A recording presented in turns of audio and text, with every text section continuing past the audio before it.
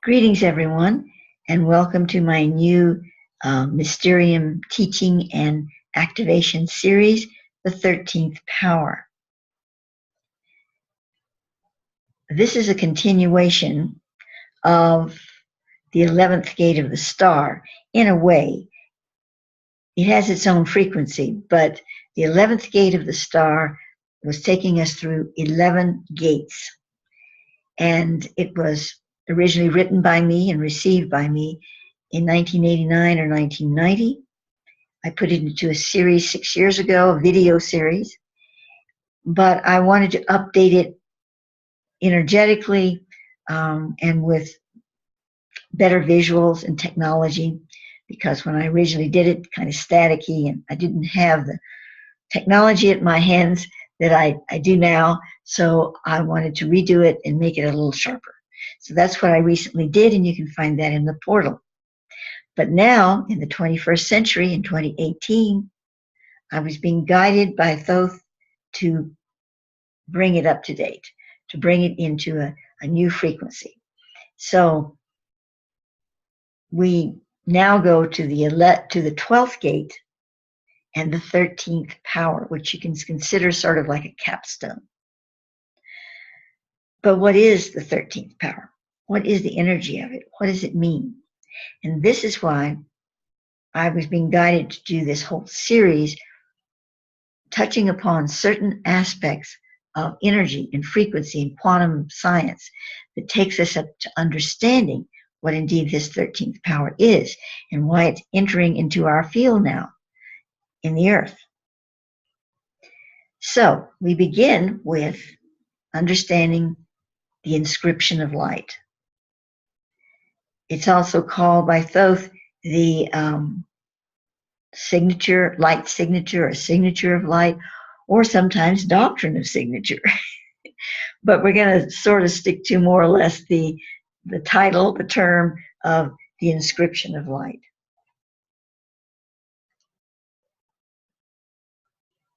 So I want to begin by reading you just a little bit here out of the Earth Genesis, which I wrote, I believe, in the year 2000, and I recently just copied and pasted it over into Osiris Arising from my old archival site. It was hard to read there, and I wanted it more ready for people on Osiris Arising because I feel that it's so much a part of that project.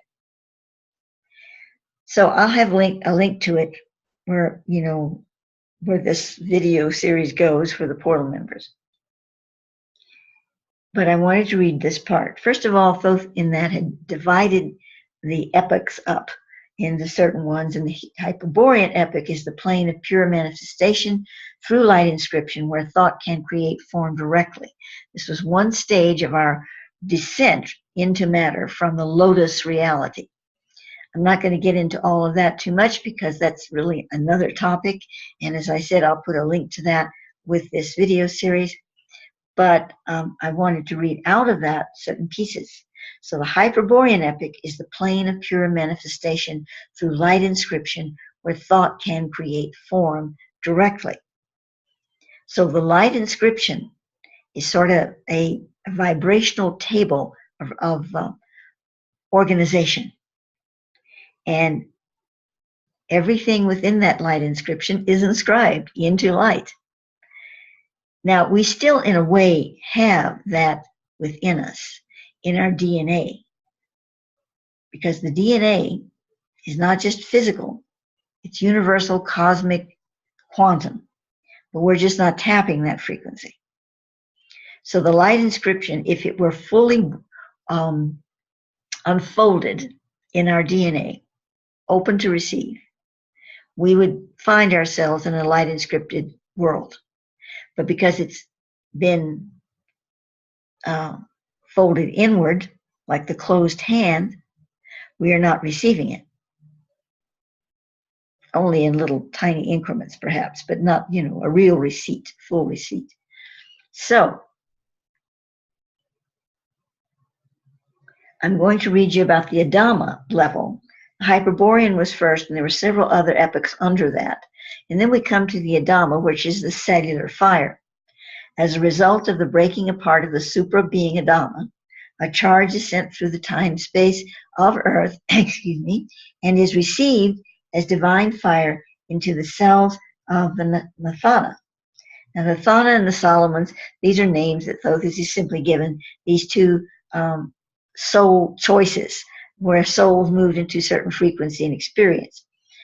The Nathana were the ones that kept the higher dimensions going. The Solomons were more the experimental types. We want to experiment here and there. So the Solomons have all now become Nathana through the interbreeding of angelics with the Solomon as previously described, and they are now transformed into Adamic man through the release of this divine fire charge. This is why I'm reading this. I want to get into this divine fire charge. Once the divine fire has been received by the Nathana souls, then all of the nature kingdom responds by sending the divine fire charge into the cells of all other living things. Before this occurrence, the genetic pathings and codes have been contained strictly in the divine light.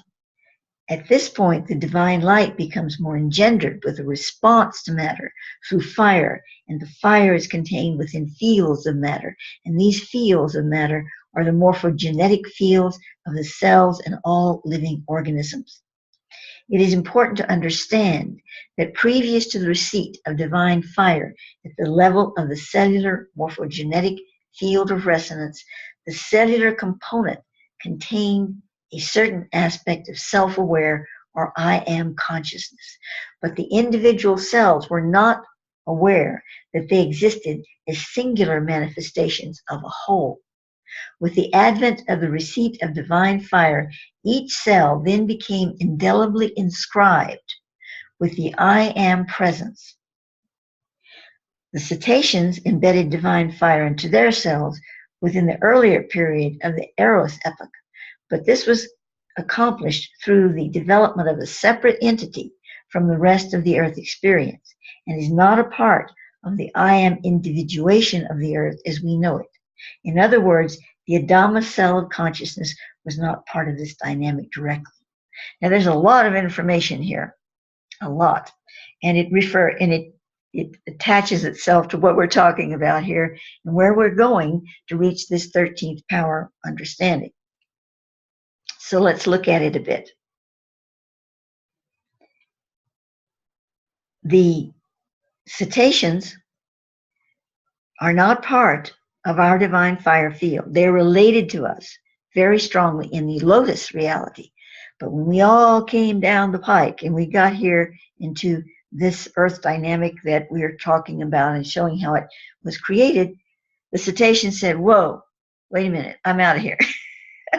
I'm going, those foot souls decided to form another field. They're here on the earth with us, but they're operating from a related, but not identical. It's not the same field. It's a related one. So that's another topic. We're going to leave that. But let's go back to the divine fire. So here we are in our Adama field, the Adamic, Adam Kedmon, as we call it, and the Hebrews call it in the ancient texts. And so in that field,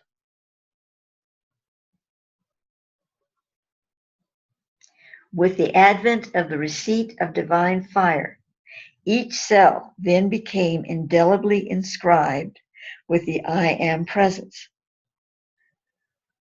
Before that, the cells were registering fire, but they didn't know each other. They didn't say, I'm identified with you, you're part of my system, let's all get together and sing our song. They were just little individual fire. And all of a sudden, when the I am presence came into the individuated body form, it said, okay, let's marshal together. Remember, you're all part of one unit here. And the little souls went, the little cells went, yes, I am.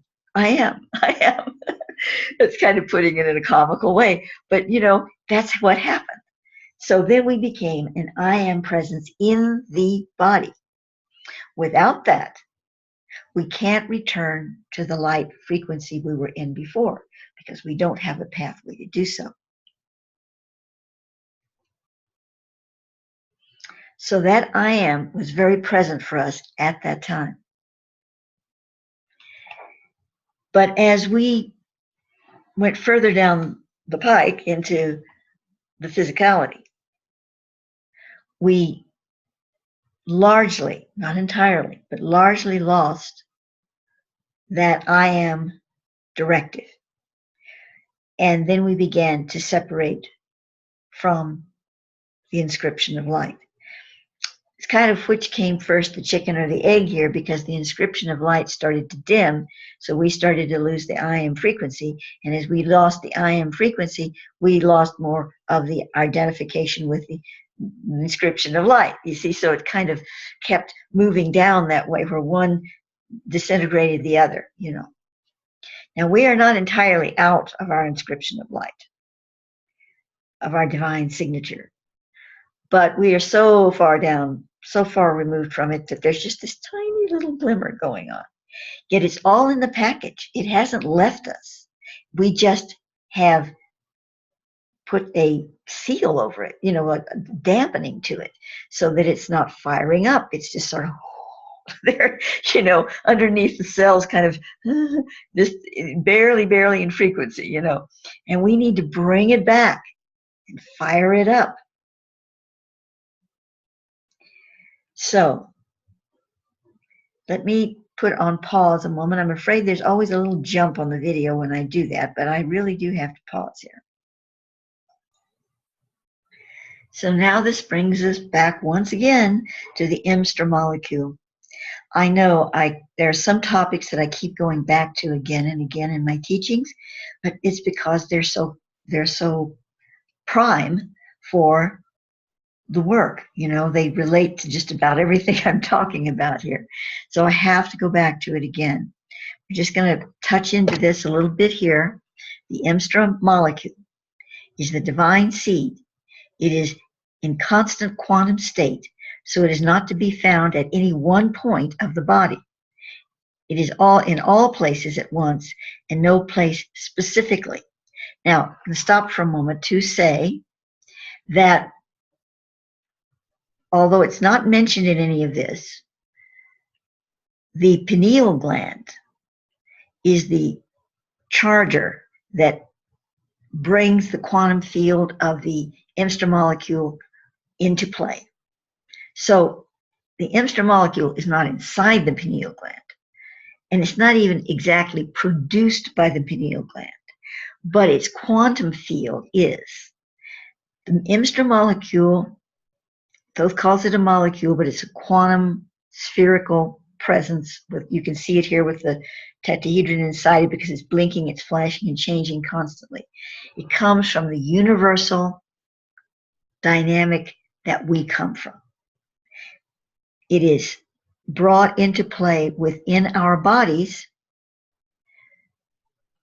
as a quantum field, the quantum field being produced by the pineal gland. So to continue, in one state of observation, it is an octahedron, yet within the context of the quantum field, it is also hyperwarped. This means that if you could see the energy pattern of it, the IMSTR would appear as a sphere that is stretched out on one side like a comet with a tail, but the tail is twisted into a helix.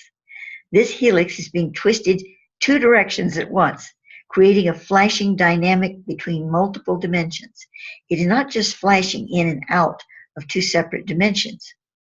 It is flashing to 0 point and back again. And this 0 point is the null zone from which all dimensions are accessible. So let's pause a moment here. What we're leading up to, remember, is the 13th power. We're going to come back to this to say that the 13th power is all about bringing our I am inscription of light, or the inscription of light that creates the I am, and the I am presence coming out of that and being personified as a full frequency metatronic field. And it has to operate through the IMSTR molecule. as we are incarnate beings.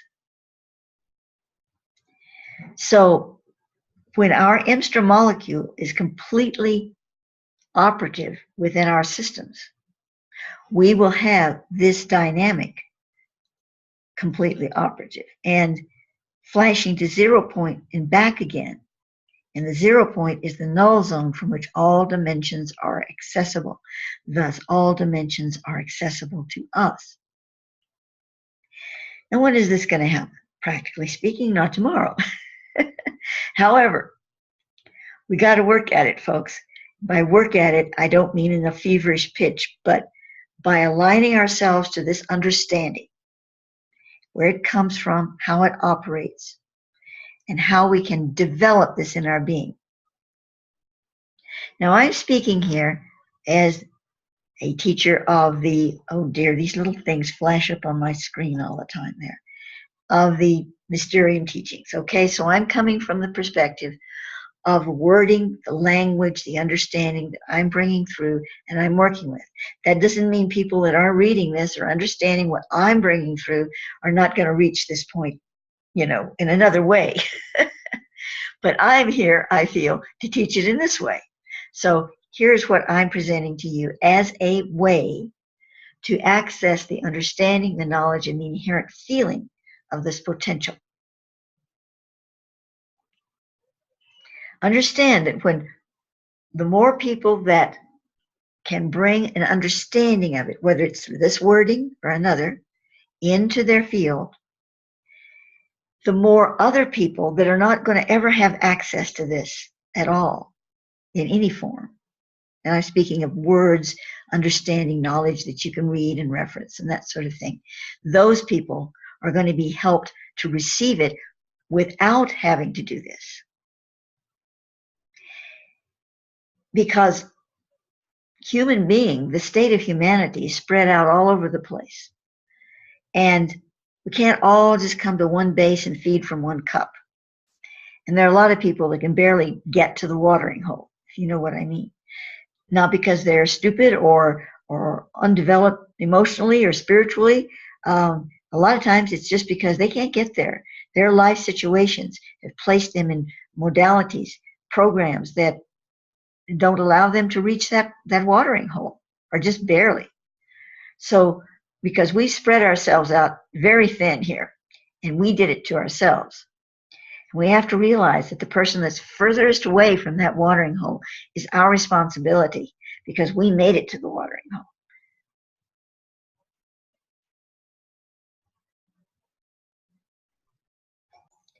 I tell you, I just get so emotional when I talk about this.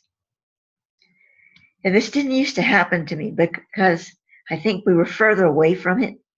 But as we get closer to this reality and the responsibilities that we have, and they aren't heavy responsibilities, they're light engendered responsibilities. But it brings up a lot of emotion in me for some reason. And this has just been happening lately. I could talk about it before, no problemo. But right now, when I speak about it, these emotions come up. So back to topic, what I'm imparting to you here and bringing you into this field of consciousness is not just for you, it's for everyone. And you don't have to go out there and preach it. Although those of you who are disposed to share it certainly do so, you know, because the more of us who have access to this portal, this type of energy, an understanding of the energy, whether it's through this wording or someone else's wording, the more we can disseminate this through the morphogenetic field to all humanity. And this is what really triggers my emotion, because it's so powerful. And all of those people are part of us. And they're out there, you know, waiting for the life rafts. And we're already in the lifeboats. So this is there's a sense of urgency to it, but it's not to be frantic urgency. We have to be concerted in our heart coherence when we do this. And this is so important. This is what the 13th power is all about.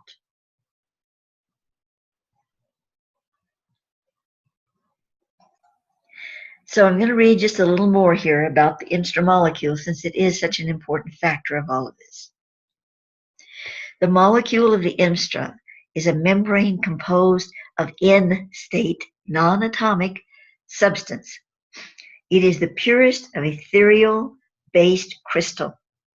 It is so sensitive to all dimensional fields that it lives constantly in all of them. It is continuously redefining its spatial integrity. Now imagine that this molecule, which as a whole is the essence of what you understand as divine, as defining the entire system which it occupies in the context of this topic being the human organism. The question may loom for you is, if the human organism occupies a state of divinity, which is thus by default immortal, then why does it become diseased, decay, and die? The organism is designed to function perfectly and eternally. Disease, decay, and death come from a breakdown in communication between the medium occupying the body and the body itself.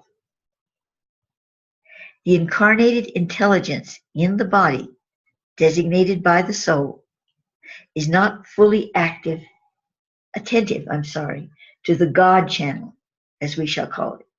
This is due to the fact that the imprint in the DNA, which allows communication between all systems instantly, which we call the inscription of light, was disengaged intentionally by the souls incarnating on earth in its first stages of creation. Their purpose was to establish a new universal continuum, using the node upon which earth is placed as the starting point for that process. We do not go further into this story here, but return to the topic at hand. Both wanted me to come back to topic because, all of these things, you could take one sentence here and go 100 miles with it. So we have to try to stay present with what we're speaking about. But know that we intentionally disengage from the inscription of light. Now, was that a bad thing to do? No. It was a choice. It's all about choice. There's no judgmental God sitting up on a throne saying, ooh, boy, you shouldn't have done that. 5 Hail Marys. No, it doesn't work that way. It's like you're in a field of choice. What do you choose? And as you choose, as ye sow, so shall ye reap. So here we go. The human body is not receiving the full spectrum program from the God channel. Yet to realign to the full spectrum of this channel is something that can be instantly achieved by redirecting the signal back to the instra, sending to the instra molecule the light code language. It is waiting to receive from the DNA. I put a period there. I didn't mean to. Let me read that again. It's a long sentence, so let's start again. The human body is not receiving the full spectrum program from the God channel. Yet to realign to the full spectrum of this channel is something that can be instantly achieved by redirecting the signal back to the instra, sending to the instra molecule the light code language it is waiting to receive from the DNA. Okay, now the word instantly, of course, is really nice to hear. However, redirecting the signal back may not be so instant. Once you do that, you've got an instant signal. It's like your Wi-Fi. You know how when your Wi-Fi is not working, you have to unplug. They say, well, unplug this, and then wait 5 minutes, then plug it back. And all of this, you have to do the plugging to get the signal. Once you get the plugging right and the signal is sent, it's received instantly. Voila, your internet is back on. Your life begins again. At least mine does. So that's the conundrum right there. Yeah, it can be received instantly, but we have to know what to plug in and how to do it. The Earth presently contains a cap on its frequency. This is placed by the lunar solar magnetic shells of the planet and determined by the evolutionary stage of this solar system. Thus, when a being within the fields of the Earth is able to receive the full spectrum program from the God channel, it is received within the full spectrum of the Earth's allowed frequency capacity. Even with this limitation, one may inhabit a body that can continually be continually renewed to live for thousands of years in perfect health. So even with the cap on it, we could yet live for 1,000 years. Of course, the question is, do we really want to under the circumstances with the cap, But we could. Now, this is the interesting thing. I haven't read this that I've written here for a while, year or two, whatever. But when I go to old material, whatever, I keep reading this because I forget it. I can't remember all this stuff. But it comes up again and again and again about this cap that has been placed on the Earth through the lunar solar magnetic shells of the planet and determined by the evolutionary stage of the solar system.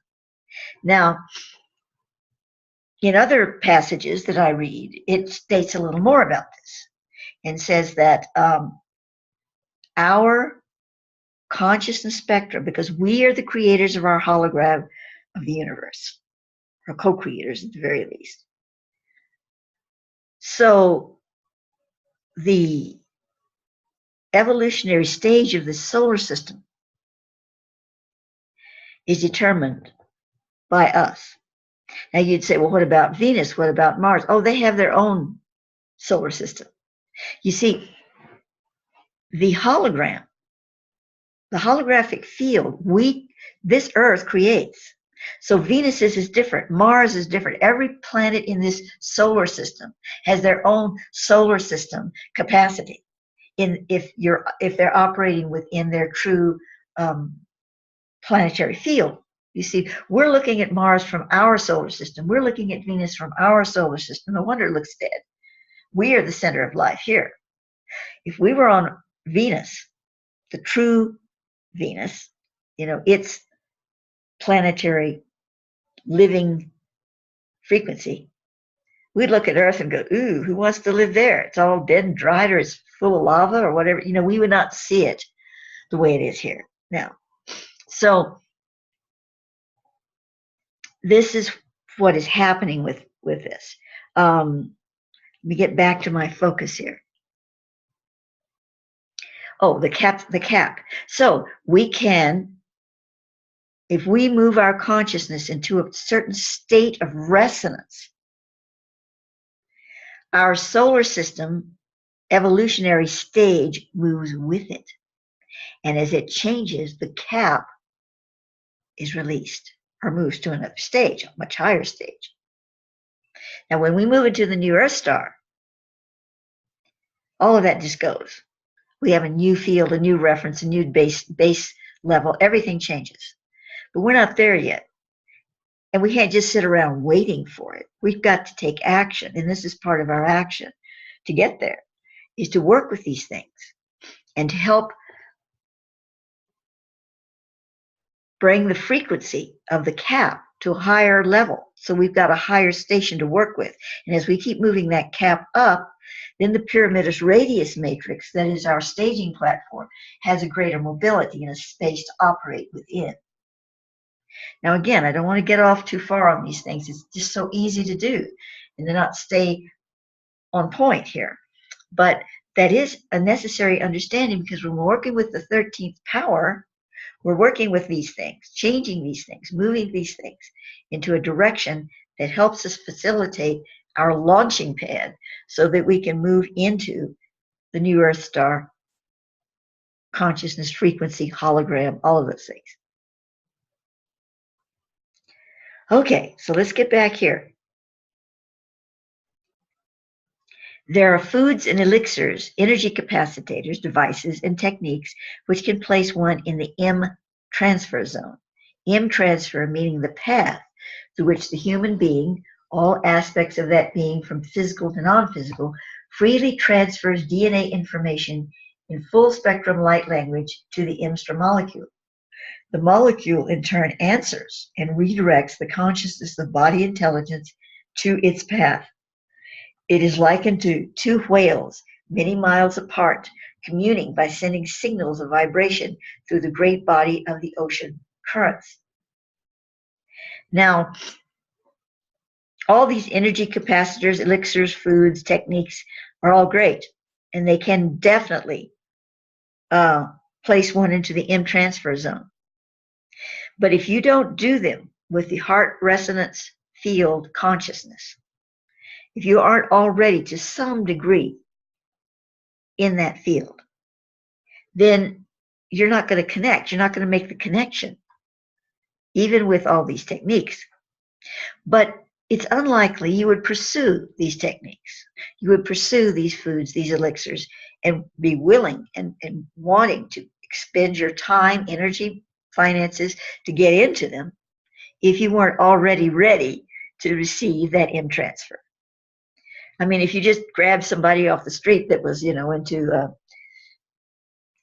nothing that would be light engendered at all, really, and you put them into one of these programs or these stuff this food down or force them to do this stuff, they wouldn't benefit at all. That's what I'm saying.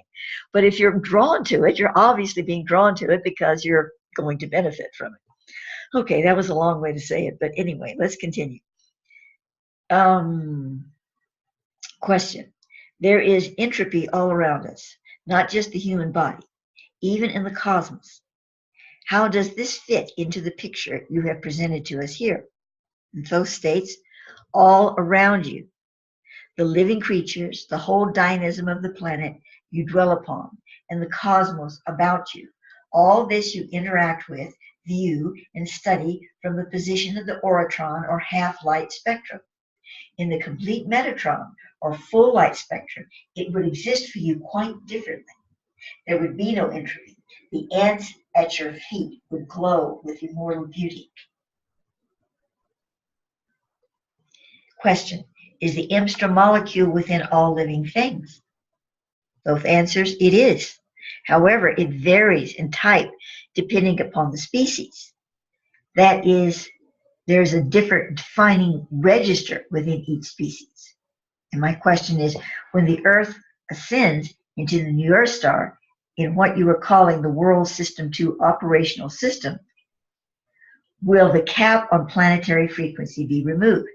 It will. The new Earth star will be, and indeed from the perspective of nonlinear time is, in a metatronic full spectrum state of existence.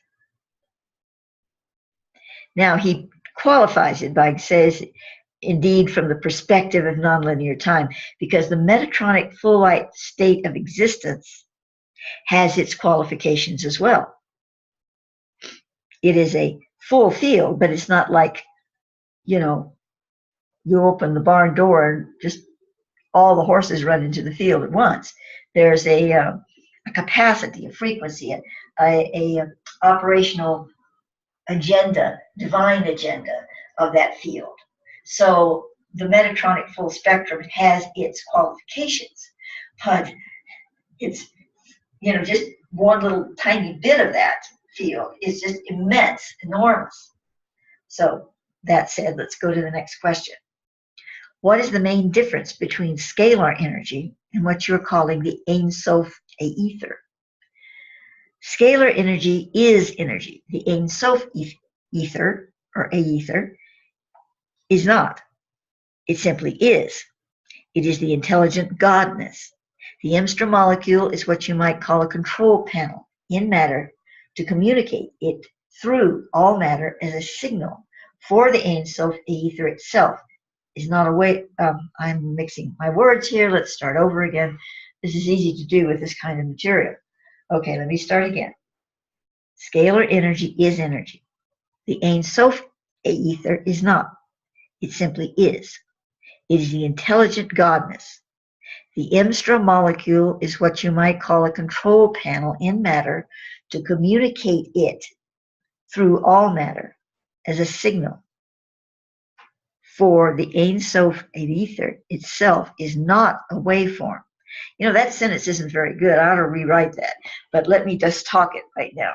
What it's saying is scalar energy has a frequency. It's an energy. It registers out of the, I'm just going to tap it right here and say exactly what it is. Scalar energy is the result of space-time warping throughout the universe, unfolding the energy waves to phase match them so that spaces form between the peaks of the waves. These spaces are where dark matter collects. What is being called dark matter by scientists is actually non-matter acting as an opposite state to matter. Through the very nature of the act of opposition, so nothing becomes intrinsic and is given a value of being.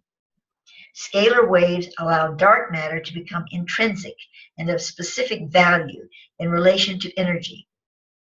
The compression between the out-of-phase scalar waves squeeze non-matter, i.e. dark matter, into an equivalent standard of substance.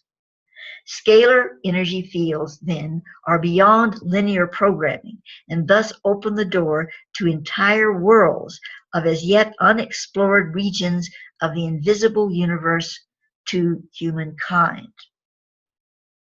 Now, this goes on, and I'm sure you're going, huh? When I just read that, but it was necessary. Let me get back to the article. Okay, so it is an energy, but it does all kinds of fancy stuff, okay? Basically, that's what it says. And when it does all this fancy stuff, it allows you to get into many dimensions you would never be able to access otherwise. Now, Ein Sof is not energy at all. It is intelligent godness. It directs all of this function.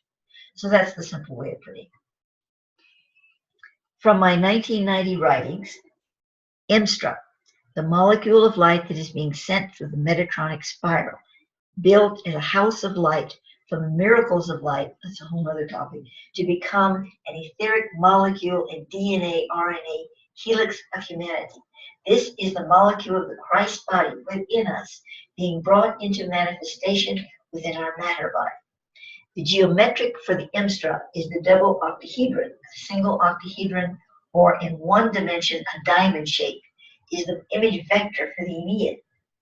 The Ennead is a divine angelic order that orchestrates all of this stuff.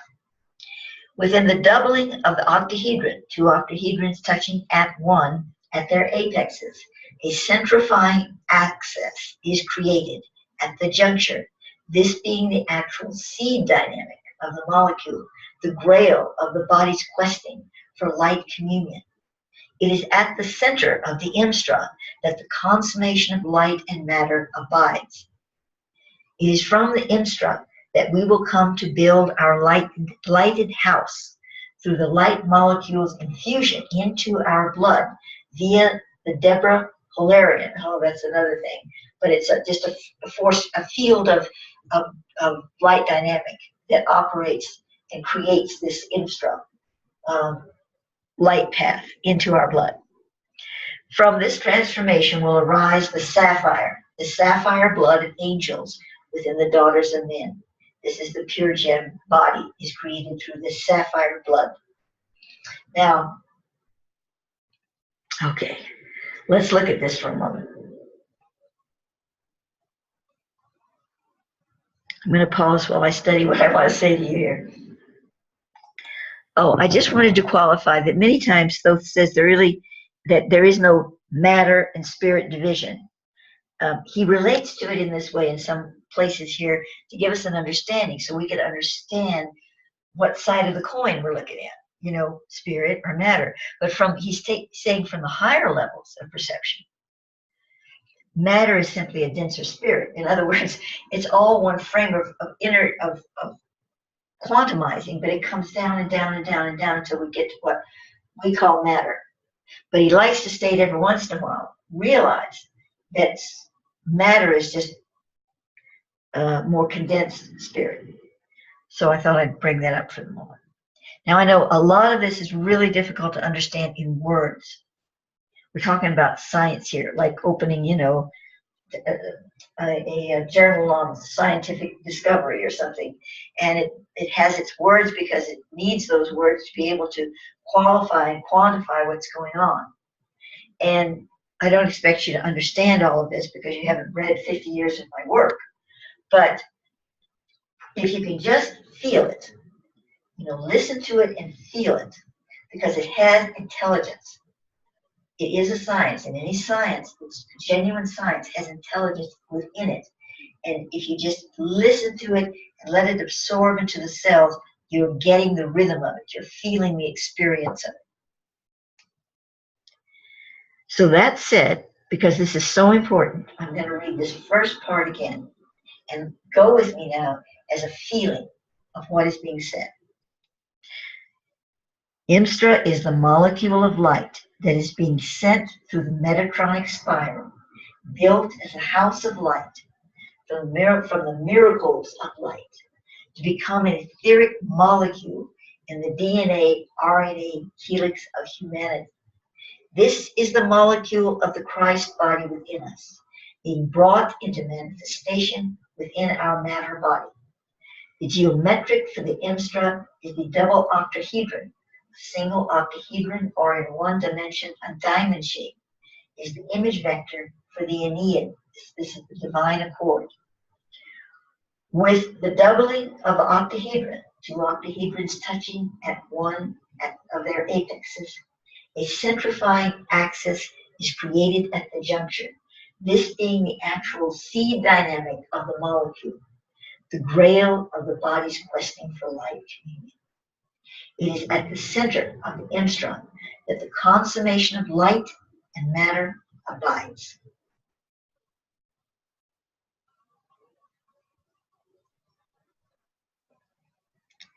So this, and then I'm going to read the one. I'm just going to read this one more.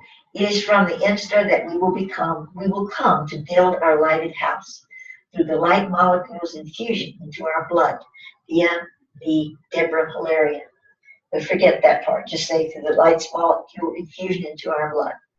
From this transformation will arise the sapphire blood of angels within the daughters of men. Now, just with that infusion of energy and feeling that, because that brings us into the creation of the pure gem body. Let us continue. I believe I'm going to conclude with this installment. That's a lot to listen to and to absorb. And we'll go to part 2 of the 13th power, the next video.